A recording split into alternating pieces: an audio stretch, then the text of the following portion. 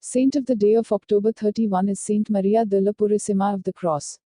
For almost 22 years, until her death, she was the Mother General of the Company of the Cross. For certain manifestations of holiness, she is reminiscent of Mother Teresa of Calcutta. Among contemporary saints, only John Paul II was canonized faster than Maria de la Purissima of the Cross 1926–1998, born Maria Isabel Salvat Romero, canonized on 18 October 2015 by Pope Francis.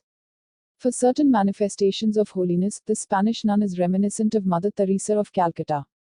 In the house of God there are no services more humble than others, all are high, she told herself and her sisters of the Company of the Cross. For almost 22 years, until her death, she was the Mother General of the congregation. But even among the many duties that this position entailed, she found time for physical works of mercy, a constant sign of her life in the service of God. She visited the sick, washed their wounds and clothes, and cooked for them. The third of 8 children, born and raised by wealthy parents, she made her first communion at the age of 6. She was still a young girl when, accompanying her aunt, a nun, on a visit to a family in need, she felt the desire to live like the poor children she had met. A few days later she took them new shoes. She understood that Jesus loved them.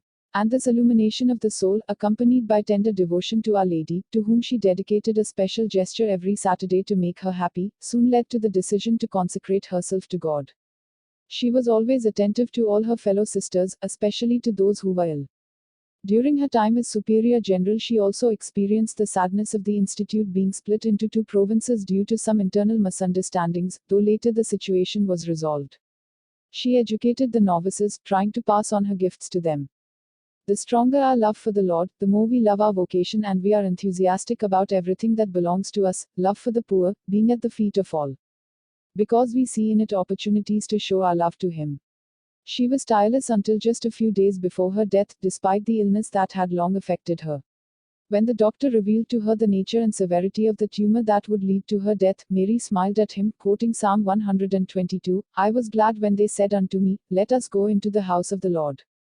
Ps 122:1.